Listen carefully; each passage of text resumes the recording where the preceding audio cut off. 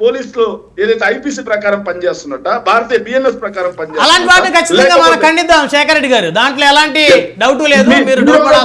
మీరు ఒక రోజు చర్చా కార్యక్రమం ఖచ్చితంగా పెడదాం, ఖచ్చితంగా పెడదాం. ఈ అంశమే కంక్లూడ్ చేద్దాం.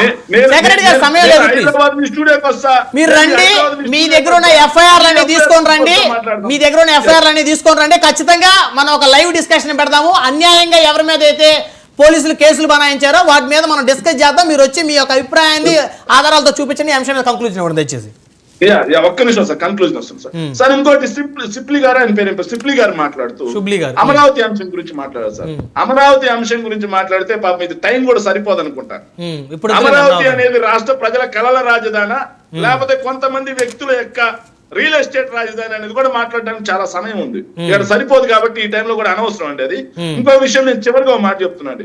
గాదే వెంకటేశ్వరరావు గారిని నేను చివరిగా ఒక ప్రశ్న, చారిటీ అన్నారు కాబట్టి సార్ పవన్ కళ్యాణ్ గారు మంచి చారిటీ చేస్తారు సార్, మాకు ఆయన మీద పూర్తి గౌరవం ఉంది, ఆయన మీద మాకు పూర్తి సంపూర్ణ నమ్మకం ఉంది సార్.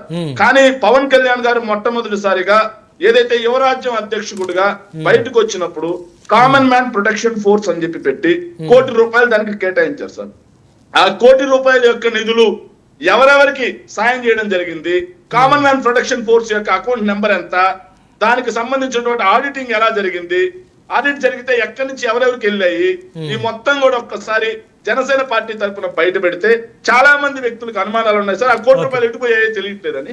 సో దాన్ని ఒకసారి జనసేన పార్టీ తరఫున ASC common man protection force తరఫున మేము పెట్టిన ₹1 కోటి నిధులు ఈ అకౌంట్ నుంచి అకౌంట్ కి ట్రాన్స్ఫర్ అయ్యాయి, మేము దానికి సంబంధించి ట్యాక్స్ ఇక్కడ నుంచి చూపించాము. సో జీరో ట్యాక్స్ అండి, కానీ చూపించాలి, ట్యాక్స్ చూపించాము. సో ఇక్కడ మొత్తం కూడా దీని యొక్క అకౌంట్ నెంబర్స్ ఇవి అని చెప్పేసి వాళ్ళు ఒక్కసారి బహిరంగ పరిస్తే చాలా మందికి ఉన్నటువంటి అనుమానాలు మొత్తం కూడా పటాపంచలు అయితే. మాకు లేవంటి అనుమానాలు, కానీ చాలా మందికి అనుమానాలు ఉన్నాయి. ఓకే ఓకే శుబ్లీ గారు. సార్ రమణాయుడు గారు, కేసుల గురించి ప్రస్తావన వచ్చింది కాబట్టి చెప్పలేక ఉండలేకపోతున్నాను.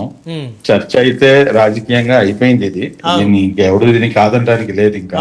ఎందుకంటే సహజంగా ఏంటంటే అధికార పార్టీ ఏమైనా చెప్తే కనుక దానికి ప్రతిపక్ష పార్టీ ఏదో మరి, ప్రతిపక్ష పార్టీ ఏమైనా మాట్లాడితే కనుక అధికార పార్టీ దానికి వ్యతిరేకంగా ఇది సహజం.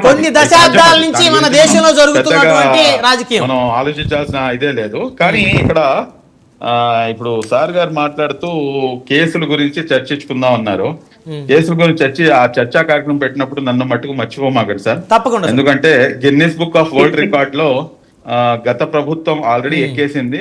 ఆ యొక్క ల్యాండ్ మార్క్ ని దాటేటటువంటి పరిస్థితి అయితే నాకు తెలిసి రాబోయే ఇంకో 2-3 ప్రభుత్వాలు కూడా చేయలేవు. ఈ ప్రభుత్వం అయితే అసలు చేయలేదు. దానికి నిలవెత్తు నిదర్శనం సాక్షాత్తు దీనికి ఎగ్జాంపుల్ ఈ ఫారూక్ షిబ్లీనే. మీరు ఎన్ని కేసులు పెట్టారు, నేను చేసిన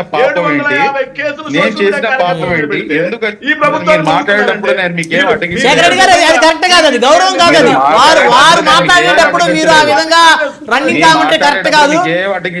రెడ్డి గారు వారు ఒక మైనారిటీ హక్కుల ఐక్య వేదిక కన్వీనర్ గా ఉన్నారు, వారిని మనం గౌరవించి మాట్లాడాలి దయచేసి. అంటే ప్రభుత్వాన్ని పొగటం లేదు, వారి మీద కూడా గతంలో వారి పడ్డ ఇబ్బందుల గురించి చెప్తున్నారు. కేసులు ఏంటంటే పెట్టారు శుబ్లీ గారు, కేసుల అంశం మనం మళ్ళీ తర్వాత మాట్లాడదాం, చర్చలు మాట్లాడదాం. దయచేసి శేఖర్ రెడ్డి గారు ఒక నిమిషం. శుబ్లీ గారు, ఇందాక మీరు ఏదైతే చెప్పారో ప్రభుత్వం చేసినటువంటి మంచిని ప్రతిపక్షం ఎప్పుడు కొనియాడదు, ప్రతిపక్షం చేసిన మంచిని ప్రభుత్వం కొనియాడదు. ఇది కొన్ని దశాబ్దాల నుంచి మన దేశంలో జరుగుతున్నటువంటి మన యొక్క దురదృష్టకరం ఇది.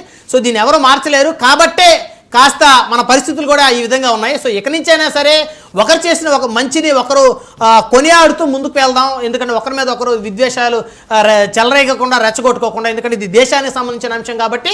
సో ఎన్నున్నా మళ్ళీ మనకి ఎన్నున్నా కూడా దేశానికి సంబంధించిన అంశం వచ్చేసరికి దేశం కోసం అందరం కలిసి గొంతెత్తాల్సినటువంటి అవసరం ఉంది. దేశం కోసం ఎవరైతే తమ ప్రాణాలను అర్పించినటువంటి వ్యక్తులు ఎవరైతే ఉన్నారో గతంలో కానీ ఇప్పుడు కానీ భవిష్యత్తులో దేశం కోసం పోరాటానికి సిద్ధంగా ఉన్న వాళ్ళు ఎవరైతే ఉన్నారో వారందరి తరపు నుంచి కూడా అన్ని రాజకీయ పార్టీలకి అన్ని మతాలకు అతీతంగా అందరం కూడా నిలబడదాం. అలాంటప్పుడే ఆ కుటుంబాలు కూడా ధైర్యం వస్తుంది.